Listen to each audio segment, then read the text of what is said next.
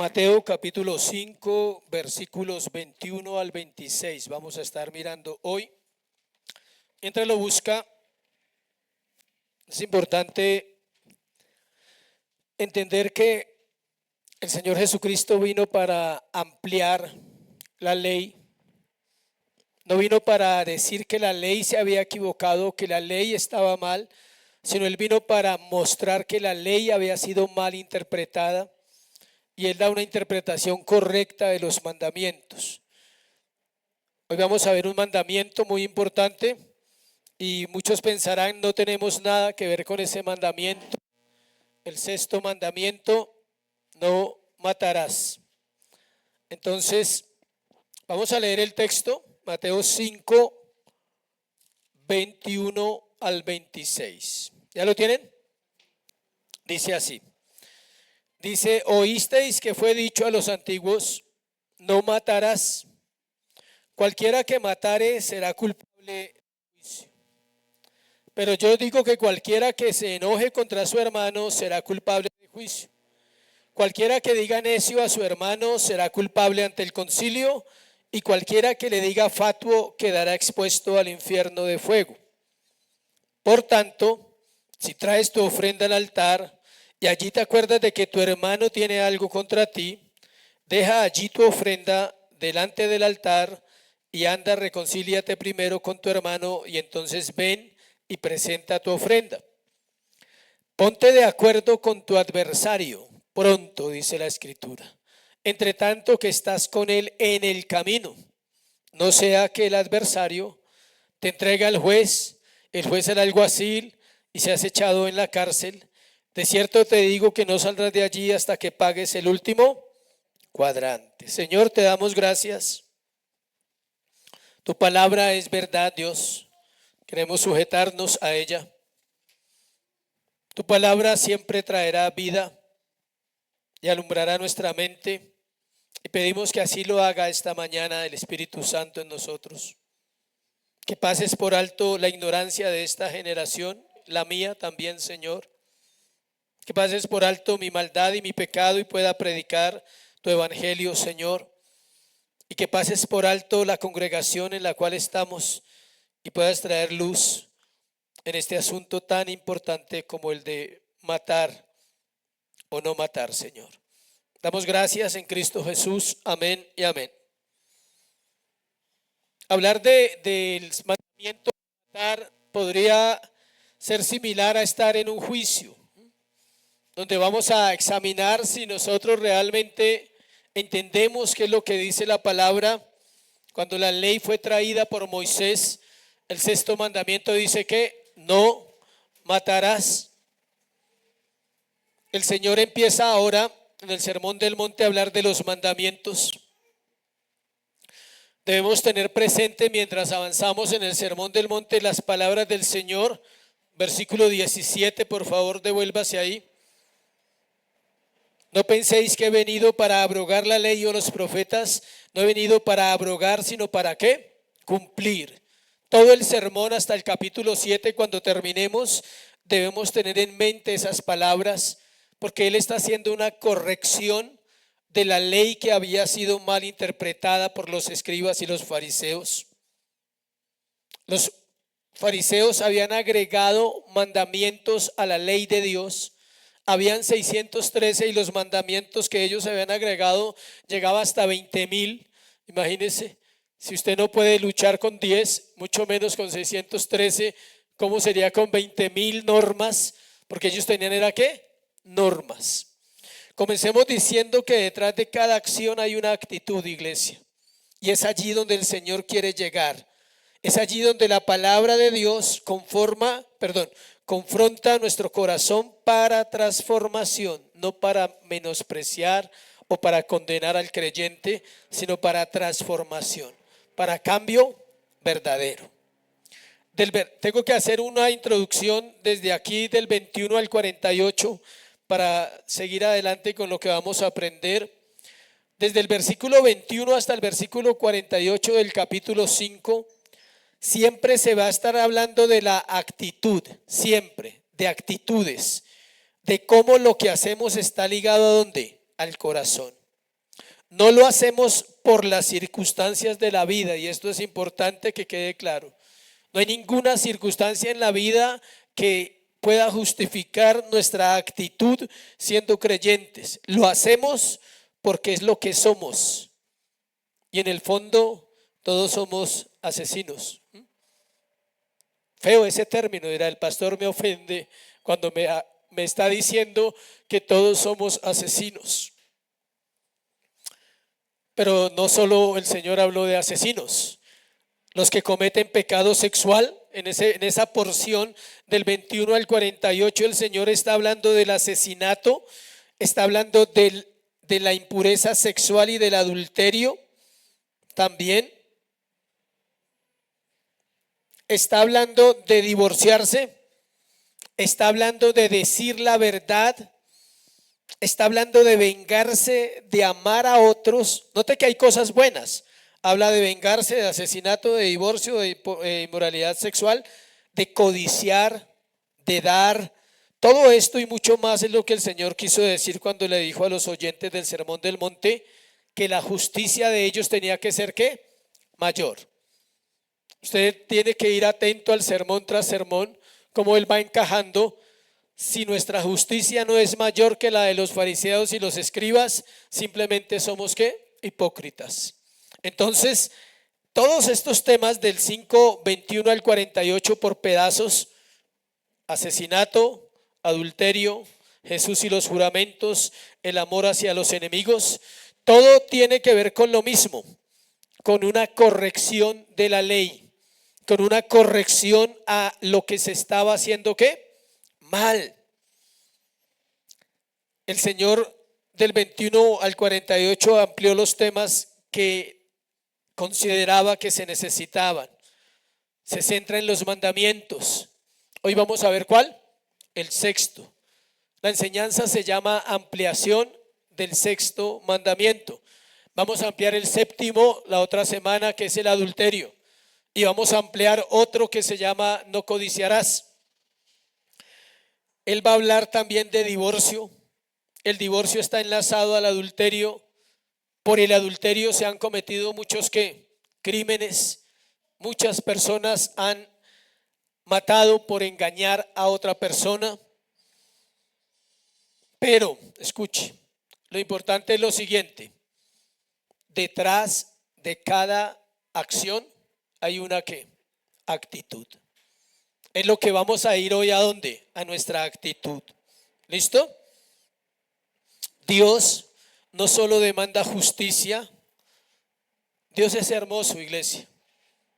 No solo está demandando justicia. ¿Sabe dónde está la belleza de Dios? En que Él, en su amor, nos proveyó esa justicia. O sea, Él demanda justicia, pero nos proveyó esa justicia.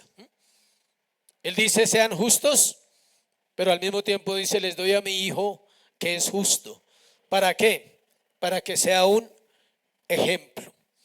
Vamos a mirar entonces la primera parte del versículo 21, Mateo 5:21. Volviendo al principio, léalo ahí conmigo en su mente. Oísteis que fue dicho a los antiguos. Vamos a ir frase por frase. ¿A quién está hablando Jesús que fue dicho el mandamiento? A los antiguos. Si usted nota, no está diciendo lo que él a veces decía. Él a veces decía escrito está, o como está escrito, o como dijo el profeta Isaías, o como dijo ¿quién? Moisés, o como está escrito en los salmos. Él no está usando esa frase, lo cual nos ubica en que él está confrontando no la palabra de Dios, sino la tradición de los líderes religiosos. ¿Oíste que fue dicho a quién? A los antiguos. ¿A cuáles antiguos? A los que recibieron la ley y por el camino la fueron ¿qué? Cambiando, la fueron viciando, la fueron contaminando. Por eso el punto se llama volver al principio. Lo que el Señor hace recordar que Él está en contra de lo que se ha transmitido durante generaciones por tradición. Por eso usa la palabra antiguos. No está usando las palabras de la escritura, sino está usando, refiriéndose a quién, a los hombres. los hombres cambiaron los mandamientos de Dios por mandamientos de hombres y por tradiciones. Y luego dice que no matarás. El primer delito sobre la tierra, ¿cuál fue? ¿Cuál fue el primer delito sobre la tierra? No pecado, delito. ¿Quién mató a quién? Caín mató a su hermano, diga. No a Abel, a su hermano. Se había podido llamar Pedro, Marco, X. ¿Pero era quién? Su hermano. El peso no está en que mató a Abel, sino en que mató a quién? A su hermano. Y ya vamos a saber por qué. Porque el peso no está en que mató a Abel, porque había podido matar al hijo, pero no había hijo. No había nadie más. Si hubiera otra pareja en ese momento, esa otra pareja hubiera tenido hijos y quizás habían tenido una discusión y lo hubiera matado Caín a otro. Pero no habían más, solo estaba ¿quién? Su hermano. El primer delito de la tierra fue un homicidio cuando Caín mató a su hermano Abel por causa de la justicia. Porque Abel era ¿qué? Justo delante de Dios. Note que no lo mató porque no le pagó, ni lo mató porque se metió con la esposa de él, ni lo mató porque se trataron mal. No, lo mató porque era ¿qué? Justo. Acompáñeme a Génesis 4:8. Génesis 4:8. Y dijo Caín a su hermano Abel: salgamos al campo. Y aconteció que estando ellos en el campo, Caín se levantó contra su hermano Abel y lo mató. Por eso Dios le dice a Caín, versículo 9. Jehová le dijo a Caín: ¿dónde está Abel, tu hermano? No le dijo a Abel solamente: ¿dónde está el Abel? No, le dijo: ¿dónde está Abel, tu hermano? Le faltó decirle que lo mataste. Dios lo sabía, pero está preguntándole al homicida y el homicida dice: no sé, ¿soy yo acaso guarda de mi hermano? ¿Tengo yo que estar pendiente de mi hermano? Es la pregunta. El padre del homicidio, ¿quién es? No le dé temor decirlo, es Satanás. Juan 8:44. Homicida desde el principio. El hombre comparte su naturaleza con Satanás. Una buena noticia para nosotros hoy. En cuanto al pecado, comparte la naturaleza con Satanás, pero no podemos echarle la culpa a Satanás de los pecados que cometemos, porque somos responsables de nuestros actos. Génesis 9:6, por favor. Génesis 9:6. Estamos haciendo un recuento del mandamiento y por qué el Señor les dice que los antiguos se les dijo que no mataran, y estamos explicando qué tiene que realmente matar. Génesis 9:6. Aquí está la sentencia para los homicidas. Note que no está en el Nuevo Testamento, está en el Antiguo Testamento. Esta es la sentencia para todo el que mata.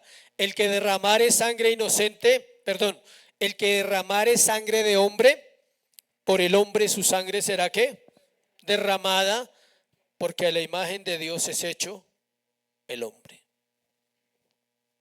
Dios dictó la sentencia contra los homicidas y también la razón. Él dijo: el que mate debe ¿qué? Morir. ¿Y cuál es la razón? Porque el que mata atenta contra Dios primeramente, porque Él y solo es el dador de la vida. Y hay otra razón, porque matar es ir contra la imagen de Dios directamente. Cuando tú matas a una persona, estás dañando la imagen de Dios en esa persona, estás matando, quieres matar la imagen de Dios. El mandato en Éxodo 20:13 es: no matarás. Pero escuche, por si alguien no sabía qué quiere decir ese mandamiento, ahora sí le voy a decir. No hace referencia a toda clase de muerte. La interpretación correcta es que se excluye de la pena capital aquellos que matan en la guerra. Este mandamiento no aplica para la guerra. Dios ordenó la guerra Es decir, ese no es un homicidio que se le cobra a alguien cuando mata en una guerra. O lo que se conoce como accidente, como un homicidio ¿qué? Accidental. Hay un ejemplo en la Biblia, que si alguien está con el hacha trabajando y se le cae el hierro del hacha y le pega en la cabeza a alguien y lo mata, no puede morir.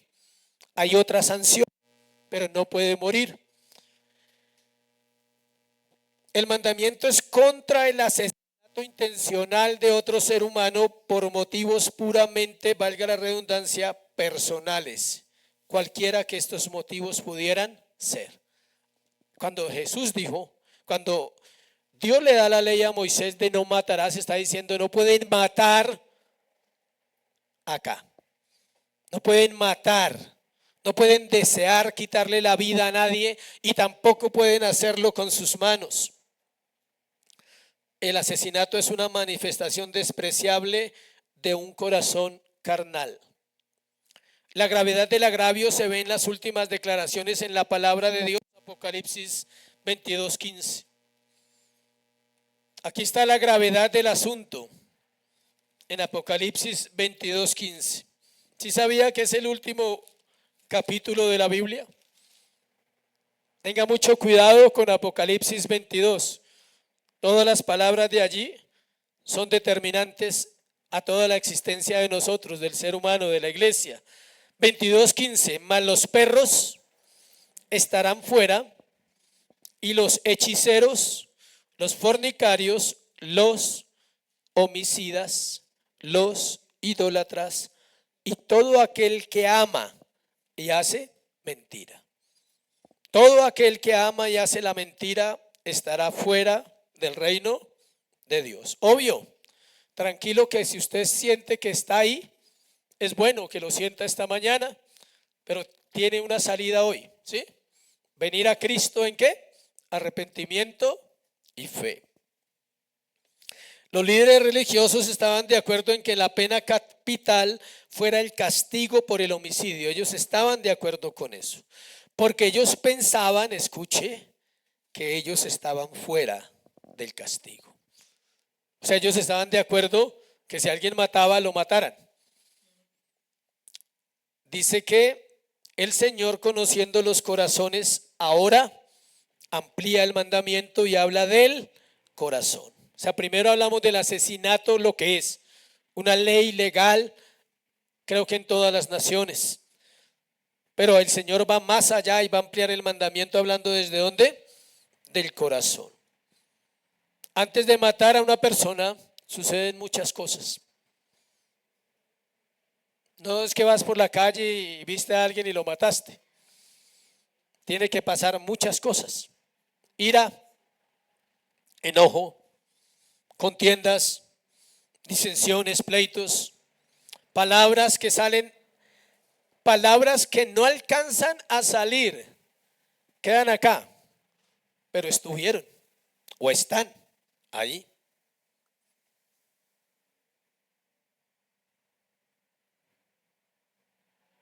El Señor, como conocía los corazones, por eso va aquí a hablar de esa parte, y la manera en la que el ser humano vea los mandamientos de Dios, escuche, afecta su vida y la de los demás. Pero no solo afecta su vida y la de los demás, afecta su adoración a Dios. El entendimiento que la iglesia tenga de la ley y de los mandamientos de Dios hará que la iglesia entienda qué es la adoración, que tiene que ver mucho, porque es cómo está nuestro corazón respecto a los mandatos del Señor. Segundo, la interpretación del mandamiento. Usted dice, pero no era esa. No, esa no era la interpretación. Esa era la introducción cuando dice, oíste que fue dicho a los antiguos, no matarás. Y dice, cualquiera que matare será ¿qué? Culpable de juicio. Nadie está en desacuerdo con ese juicio, de que una persona homicida debe ¿qué? Morir. Las naciones han quitado esa ley, pero esa ley es aprobada por el Señor para los que no saben. Está bien si alguna nación la tiene, está bajo los parámetros del Señor como Estados Unidos. ¿Por qué Estados Unidos tiene pena de muerte? Porque la Constitución está según ¿qué? La Biblia. y nadie les cuestiona eso. Un violador muere, un asesino muere, una persona que mate a un niño, pena capital. Allá todo es, que tiene 14 años, muere, porque no está regulada la edad para el homicidio, como acá que hay una alcahuetería total en la justicia. Versículo 22, segundo la interpretación del mandamiento, dice así: pero yo os digo. Note la frase. ¿Lo dijo Pablo? ¿Moisés? ¿Quién lo dijo? Dios. Usted puede decir con toda libertad, ¿lo dijo quién? Dios.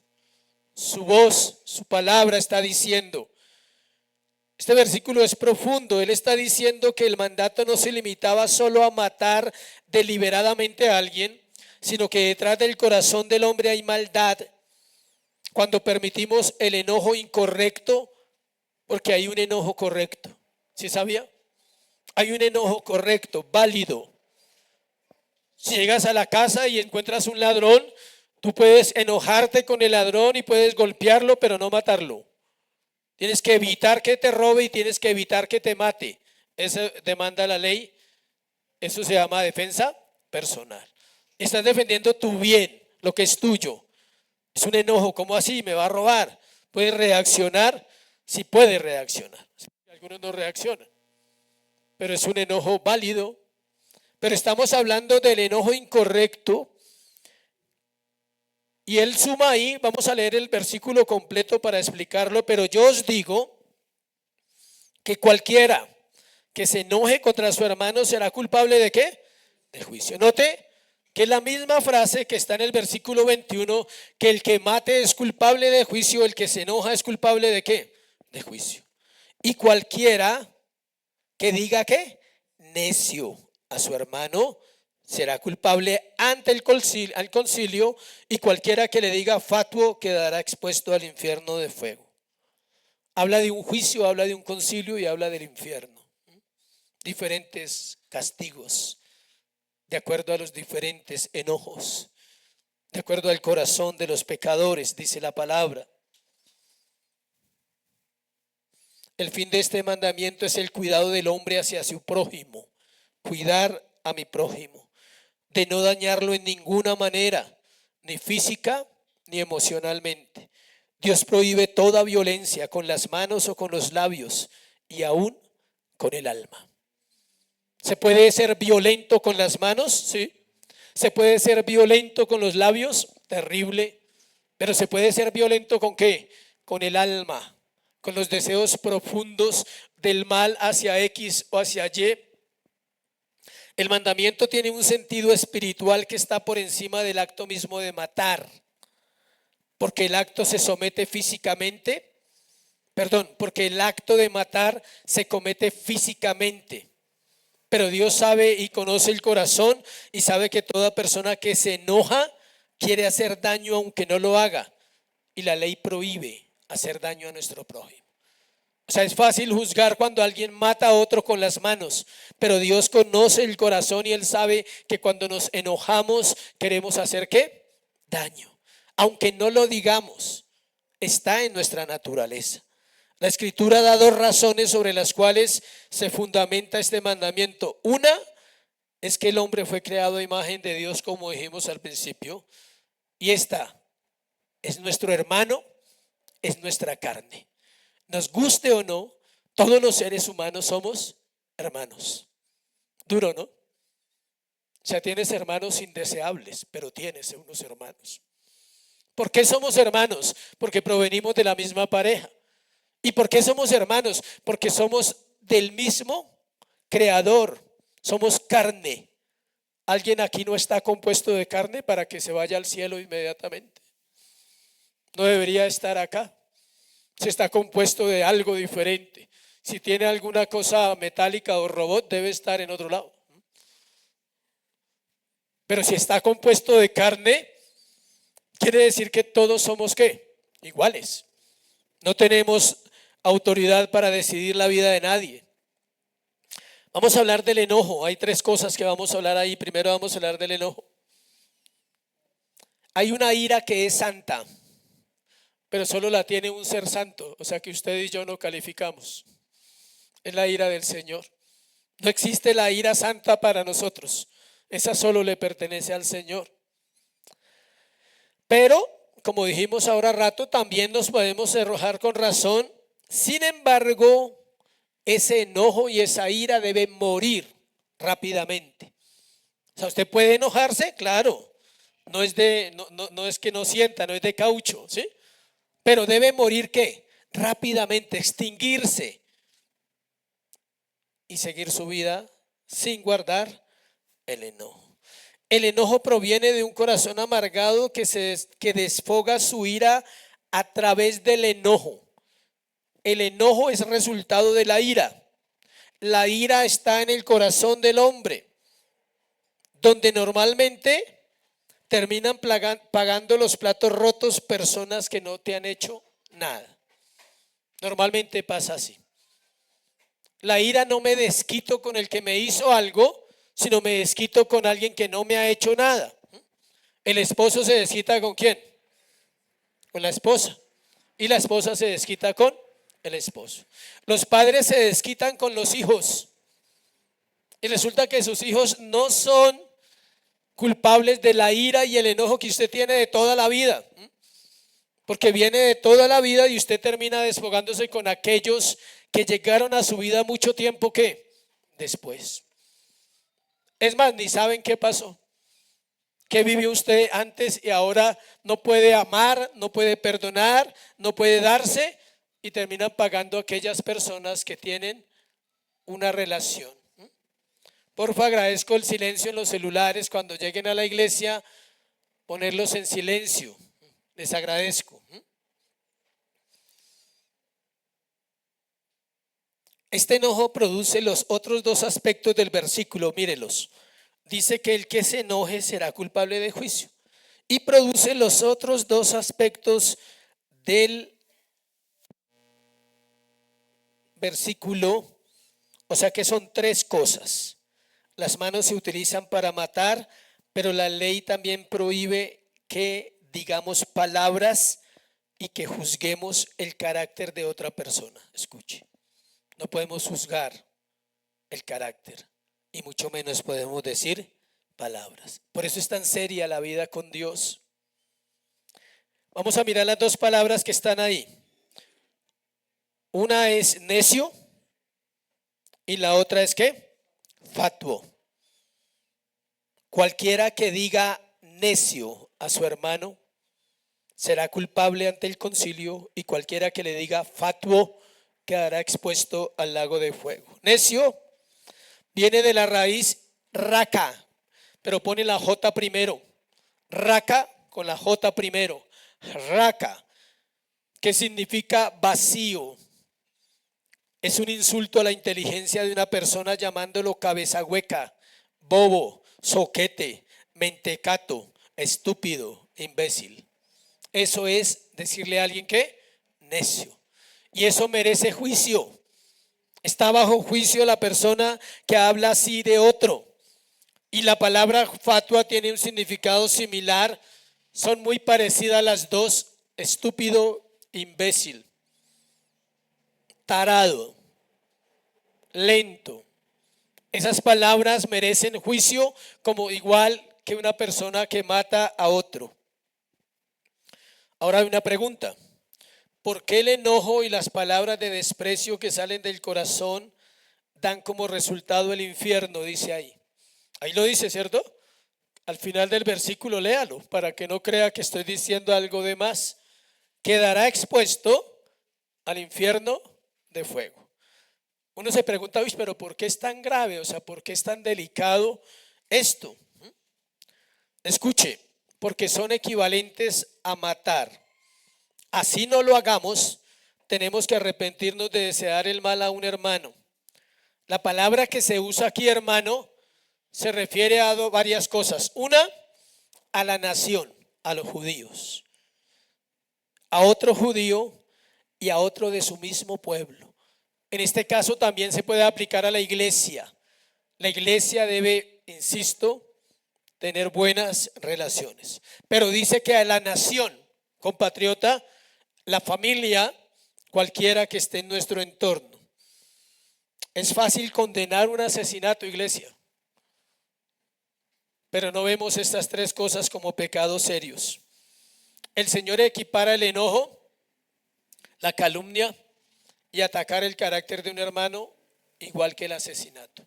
Para Dios es igual, para nosotros puede que no lo sea, pero gracias a Dios que la verdad no está basada en nuestro concepto, sino basado en el Señor. Tercero,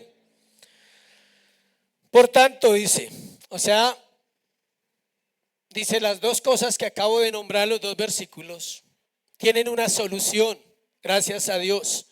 Si traes tu ofrenda al altar y allí te acuerdas de que tu hermano tiene algo contra ti, versículo 23 y 24, reconciliación con el hermano. Vamos a mirar. Hay dos reconciliaciones. Primero esa y la segunda es con un enemigo, versículo 25 y 26, que la vamos a mirar ahorita. Primero, ¿con quién? Con el hermano. Qué importante es conocer el corazón de Jesús. Tenía un interés muy fuerte él en su nación, en sus discípulos y en su pueblo. Él les está diciendo, quiero que se reconcilien. Y el Señor sabía, escuche, que muchas de esas personas podían traer una ofrenda contaminada, porque hay en el corazón ira, deseos de mal hacia otros y juicio sin razón. Y cuando hablamos de ofrenda no estamos hablando solo de dinero, aunque también se habla de dinero, sino se habla de lo que haces.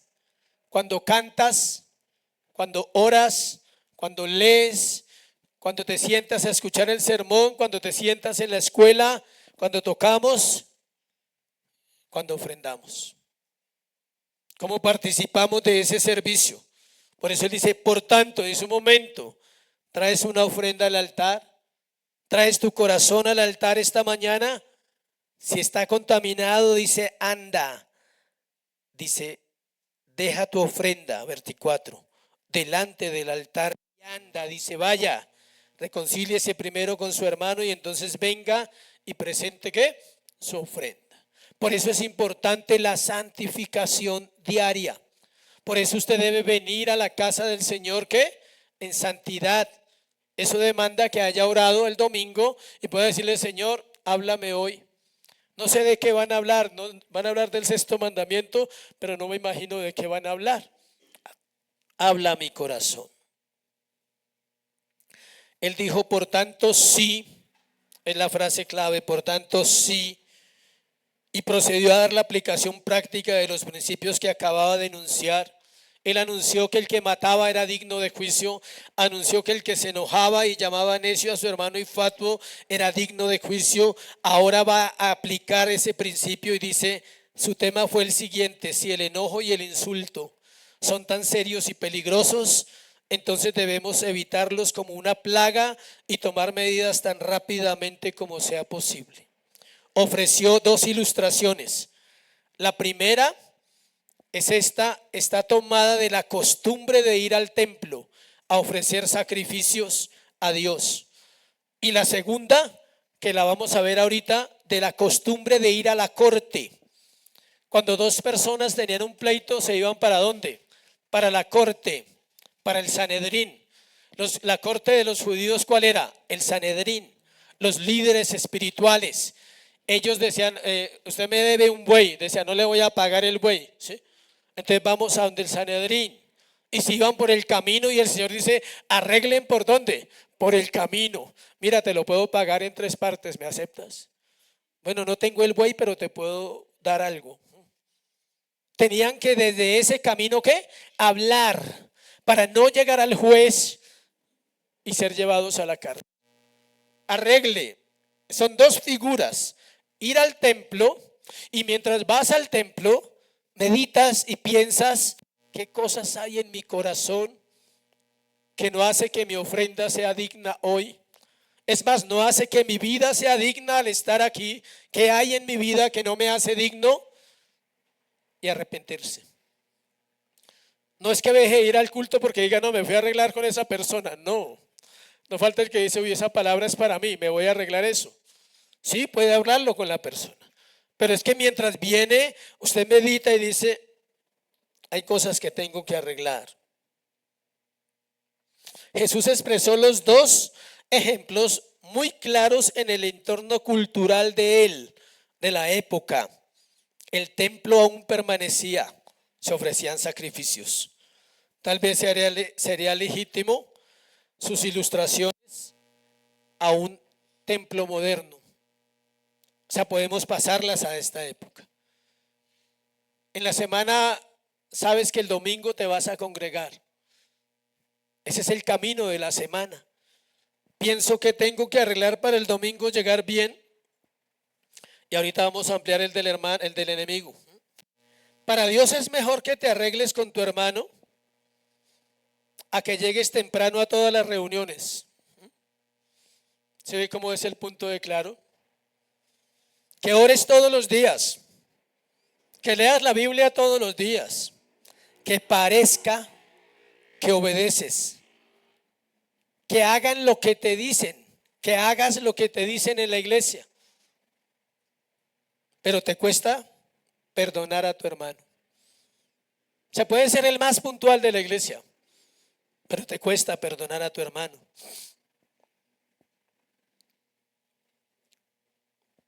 ¿Qué le preguntó Dios a Caín? ¿Dónde está la ofrenda? No. Caín, estás llegando tarde a la adoración. Dijo, ¿dónde está Abel? ¿Por qué lo mataste? Lo hizo en medio. La pregunta que el Señor le hace a Caín es exacta. Lo hace en medio de un asesinato, porque Él sabe todo lo del corazón de nosotros.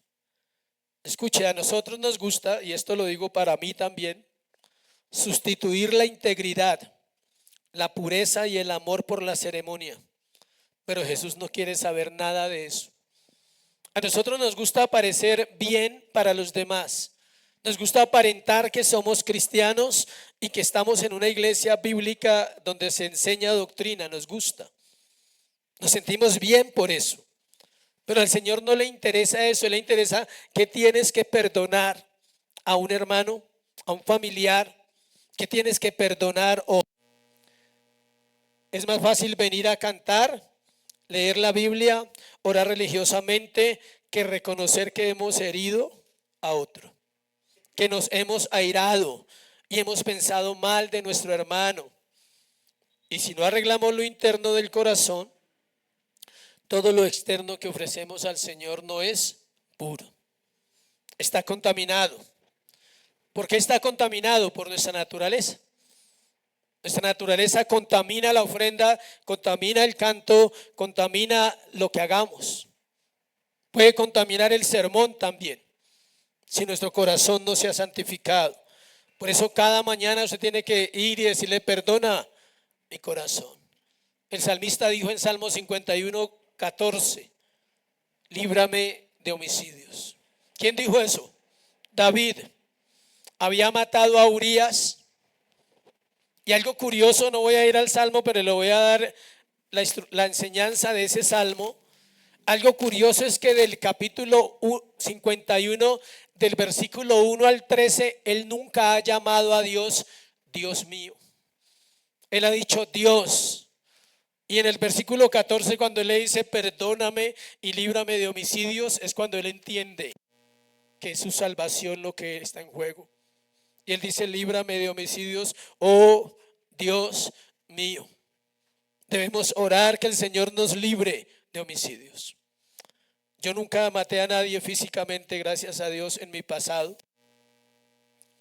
Pero sé que pude haber incurrido en ese pecado, en ese delito, e incurrido de otras maneras, al desear mal a alguien, al pensar mal de alguien, al llamar con palabras incorrectas a alguien.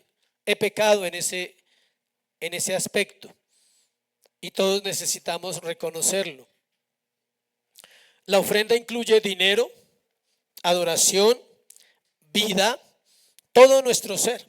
Por eso cuando nos presentamos delante de Dios debemos examinar nuestro corazón cómo está en referencia al prójimo, ¿Cómo está con el prójimo mi corazón? Para que sean agradables nuestros cánticos, para que la palabra de Dios more en abundancia en nuestros corazones, para que la palabra traiga luz y claridad a mi vida, para que nuestras ofrendas sean recibidas por Dios y tengamos un corazón que lo está haciendo de manera real, un corazón que no tiene contienda, que no tiene resentimiento, odio y quizás, solo quizás, heridas que pensamos que son causadas por otros, lo cual a veces es así, pero la mayoría de veces tiene que ver más con el remanente de pecado.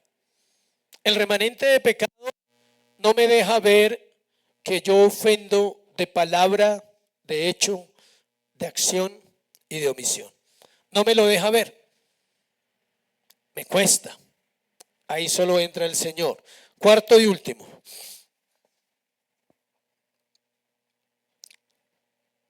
Si notamos bien, los dos ejemplos son diferentes. El primero es para la iglesia o para el entorno en el cual nosotros vivimos, aquellos que son más cercanos. El otro es para un adversario, alguien con quien más que un enojo tengo un problema. O sea, el primero es para una convivencia, los cercanos, y el segundo es para un enemigo. Alguien decía que es más fácil perdonar a un hermano o a un enemigo. No se acelere a pensar. Es más fácil perdonar a un enemigo. Siempre. El salmista lo dijo. Tú que caminabas a la casa del Señor conmigo, tú que comías de mi plato, que se sentabas a mi mesa, tú. ¿Quién era? Judas. Tú me vendiste, dice el Señor. Tú me traicionaste. Hubiera sido un enemigo, me hubiera afrentado un enemigo, dice el salmista, pero fue un familiar el que lo afrentó, un hermano, un discípulo. Amén. Entonces no crea que es más fácil perdonar a un hermano. Es más fácil perdonar ¿a quién? A un enemigo. ¿Por qué? Porque no tengo trato. Porque es un problema con esa persona y quiero es quitarme ese problema de encima rápido. Sale. En cambio con el otro continúa ¿qué? La relación. Nos vemos, convivimos, compartimos. Es necesario limar las asperezas. La ira y el enojo nos lleva a actuar de manera incorrecta contra aquellos a quienes le debemos. Note eso. Entramos al cuarto punto. Reconciliación con el enemigo. Normalmente cuando pedimos prestado dinero lo hacemos de buena gana y con elogios. Deberíamos ser iguales cuando vamos a pagar. ¿Sí? ¿No le ha pasado eso? Que alguien se vale de usted con mucho amor y mucha ternura. Oye, mira, claro, mi hermano, mira, tal, ¿sí? Y luego cuando usted le cobra hace mala cara. Pero ¿por qué hace mala cara si le hicieron un favor? Debería tener la misma cara que cuando pidió prestado. Claro, claro que sí, claro, eres mi hermano, con mucho gusto. Pero es muy difícil, en serio, el asunto del dinero. El asunto del dinero mueve las fibras más profundas del enojo. ¿Sí? Muestra lo que somos por dentro. Usted quisiera, escuche, y yo de pronto también, que le prestaran y no le cobraran. Ese es el préstamo perfecto. O sea, préstame, dile cuando vayas dile, préstame pero con una condición. O sea, no me vayas a cobrar, por favor. Es que no me gusta que me cobren. ¿Sí? No, y hay gente que se atreve a decirlo. Mira, a mí no me gusta que me cobren, yo le voy a pagar, ¿sí? Pero sube así el tonito. Yo le voy a pagar, tranquilo. A mí no me gusta que me cobren. Pero como cuando prestó dijo, a mí no me gusta sacar prestado. ¿Me perdona? Otros piden perdón por adelantado porque no van a pagar. O sea, son proféticos en el préstamo. En serio, es algo muy serio lo que estamos hablando. El Señor está diciendo que debemos evitar ir a un conflicto ¿qué? Legal. Pero escuche, aquí hay una enseñanza más profunda que el dinero y es donde vamos a terminar ahora. Hay una enseñanza espiritual más profunda de deuda. El Señor está diciendo que debemos evitar un conflicto legal, que es mejor siempre arreglar como personas que somos. Y algo importante, el texto no dice si el adversario es moralmente correcto. O sea, no es un hermano, es un pecador, es un impío. Ahí no dice, páguele porque él es correcto. No, sea el que sea, páguele.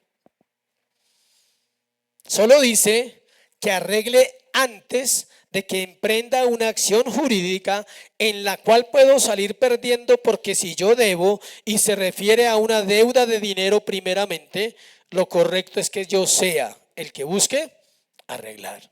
No que el otro me busque para arreglar, porque él no me debe, yo le debo. Y lo correcto es que yo sea el que busque ¿qué? Arreglar. Los dos ejemplos tienen un sentido mayor respecto al evangelio.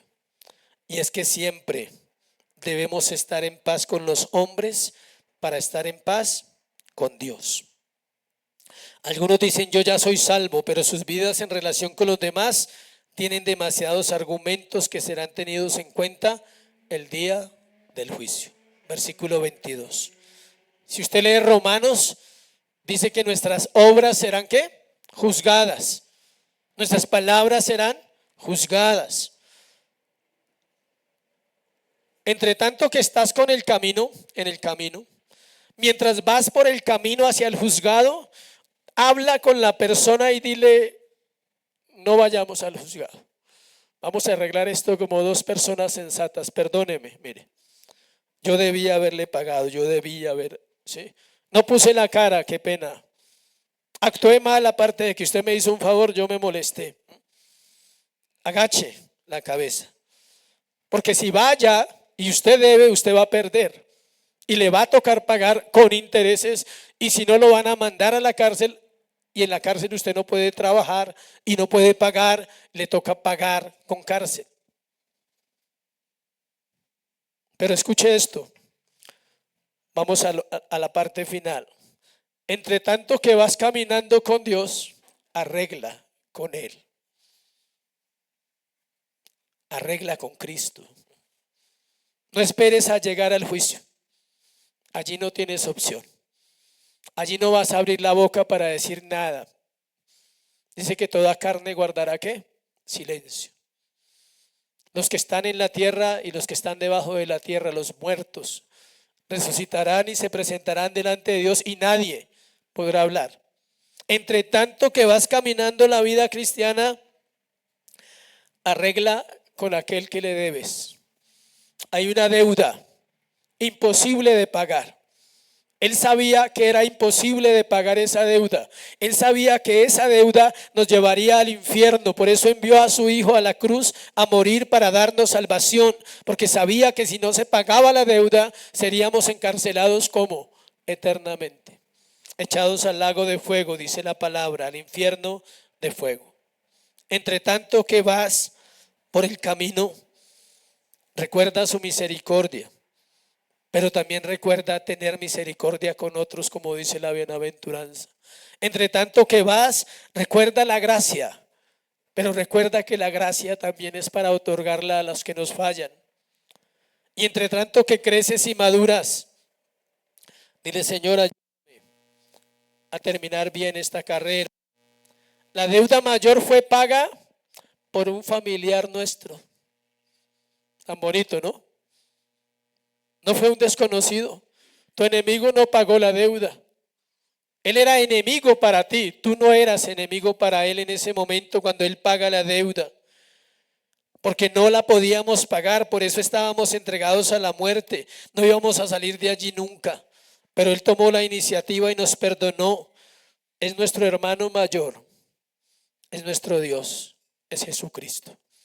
Él pagó la deuda para que no tengas que ir al juez. Y Él no nos llama como nosotros llamamos a los demás, necios, fatuos, sin entendimiento, bobos o tontos. Él dice, este es mi hijo, morí por él en la cruz y puedo respaldarle. Terminemos con una aplicación. ¿Cómo se aplica y cómo se entiende la ley, iglesia? Esto es importante porque a veces hay un mal entendimiento de la ley. Primero, escuche, no es la letra. Esta es la letra. Usted nunca va a entender la letra. Tiene que entender el espíritu de la ley, se llama. El espíritu con el cual fue escrita la ley de Moisés es el mismo espíritu del evangelio. No son dos espíritus diferentes. ¿Por qué? Porque es un solo autor divino, el Espíritu Santo. Él escribió lo que escribió y les dio las herramientas a ellos de esa época para aprender a vivir en su época. Ahora Dios nos ha dado el evangelio para aprender a vivir en esta época. Lo que cuenta es el espíritu y no la letra. La ley no tenía que ser algo mecánico, sino algo vivo. No es qué haces, es quién eres. Hacemos muchas cosas que pueden aparentar que seamos espirituales. La pregunta es si lo somos realmente. El espíritu toma forma a través de la letra, escuche. El espíritu de la ley que está escondido en la palabra toma forma a través de la letra cuando la leemos y la obedecemos. Por eso el apóstol Pablo dice: la letra mata, el espíritu vivifica. Se le refiere a que si usted se centra en el pasaje y lo quiere aplicar literalmente hacia afuera, no puede ser así. Tiene que aplicarlo espiritualmente. ¿Hacia quién? Hacia usted primero. He matado, Señor, perdón. He ofendido, perdóname. Y no esperar que el ofendido venga a mí. El propósito exclusivo de la letra es dar cuerpo al espíritu, y el espíritu es lo que realmente importa, no solo la letra. Cada palabra tiene espíritu. El Señor lo dijo en Juan 6:63. Las palabras que yo les he hablado son ¿qué? Espíritu y vida.